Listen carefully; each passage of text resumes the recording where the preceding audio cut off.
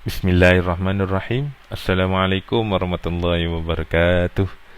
Apa khabar semua murid-murid?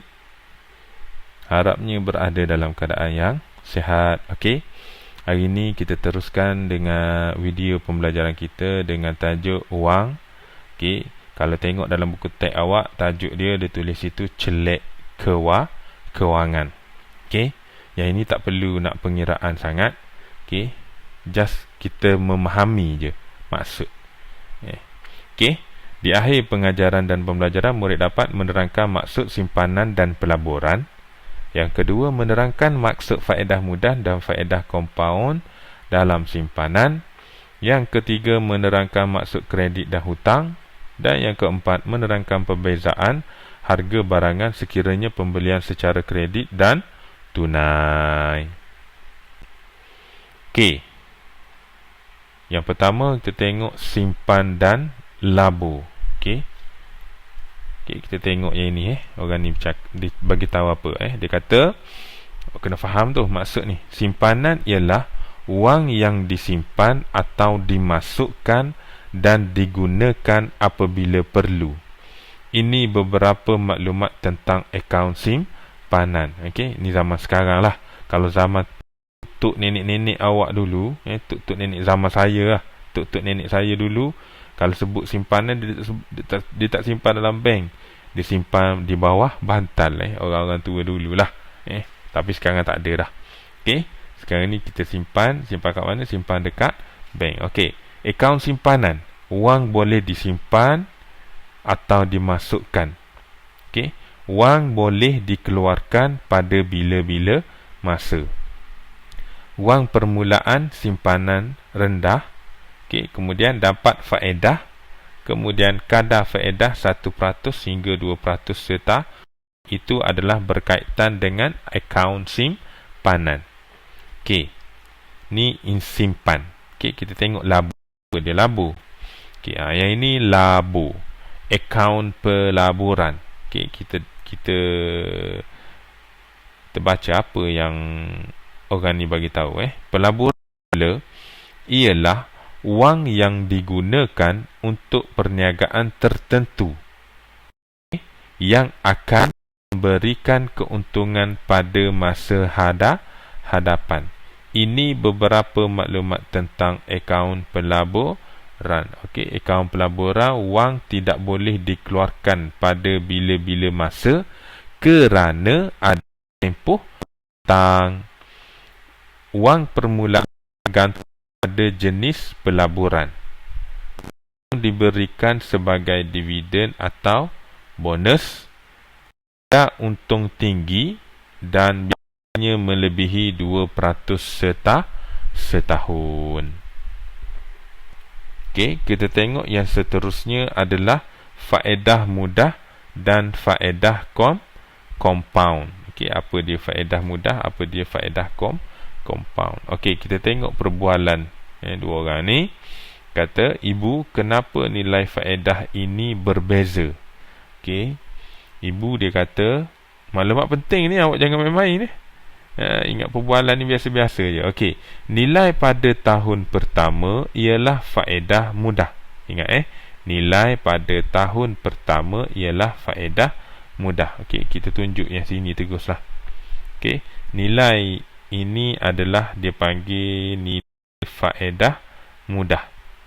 Okey, nilai faedah mudah. Faedah mudah pada tahun pertama yang ini RM36. Okey, yang ini baki akhir tahun dia. Faedah mudah RM6.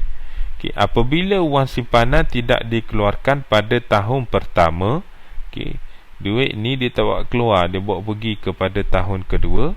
Faedah compound pula diberikan pada tahun kedua. Okey, tahun kedua dia bagi pula. Yang ini dia panggil faedah compound pada tahun kedua dan tahun ketiga. Tengok yang warna pink ni, tahun kedua, yang ini dengan yang ini. Okey, yang ini dia panggil faedah compound. Yang pertama, tahun pertama je dia panggil faedah mudah, tahun kedua dan seterusnya dia panggil faedah compound. Okey, apa dia faedah mudah? Faedah mudah ialah sejumlah wang yang diterima setelah, okey, yang ni Faedah mudah ialah sejumlah wang yang diterima setelah seseorang menyimpan wang di dalam bank dalam tempoh tertentu. Okay. Faedah compound pula ialah faedah yang diterima daripada wang simpanan dan faedah yang terkumpul setiap tahun. Okay, yang saya tunjuk tadilah. Okay. Sambung lagi Ibu, apakah yang berlaku jika wang simpanan dikeluarkan? Okay, apabila wang simpanan berkurangan, nilai faedah pun akan berkurang. Kalau duit ni dia buat keluar, tahun pertama dia keluar dulu sikit, so nilai faedah ni tak sampailah RM36, mungkin kurang daripada RM36.65 ni. Okey, seterusnya adalah kredit dan hutang. Okey, kita tengok perbualan dua beranak ni, ayah dengan anak. Kad kredit itu apa ayah? Okey, ayah dia bagi tahu, kad kredit ialah satu kemudahan pinjaman yang diberikan oleh bank. Bank yang bayar harga mesin penapis air tadi. Ayah tak perlu bawa wang tunai yang banyak. Oh begitu. Sekarang ayah berhutang dengan bank. Ayah juga dikenakan faedah pinjaman dan perlu membayar balik dalam tempoh tertentu. Jika gagal, bank akan kenakan caj bayaran lewat pula. Okey, tengok kredit. Kredit ialah pinjaman, iaitu kemudahan menangguhkan pembayaran barangan yang dibeli atau sejumlah wang yang dipinjamkan oleh institusi kewangan. Okey. Hutang ialah pinjaman yang perlu dibayar oleh seseorang. Okey. Pembelian secara kredit dan tunai. Okay. Keluarga Andrew membeli televisyen itu secara tunai. RM1,290 dibayar terus. Okay. Tunai harga dia RM1,290. Okay. Kalau kredit ni maknanya guna kredit kad. Kredit kad 12 bulan RM120.90 sebulan. Okey, keluarga Carol membeli televisyen itu secara kredit. Kredit tadi guna kad kredit Okey, RM120.90 dibayar setiap bulan selama 12 bulan.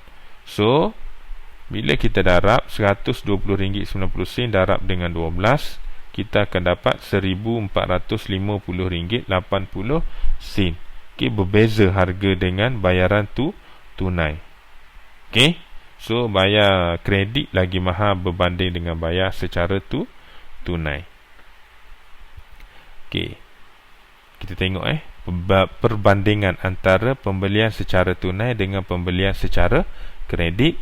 Okey, pembelian secara tunai tidak berhutang, kalau pembelian secara kredit berhutang. Okey, kemudian tidak dikenakan faedah jika awak membeli secara tunai. Pembelian secara kredit dikenakan faedah. Okey, membayar harga asal jika membeli secara tunai.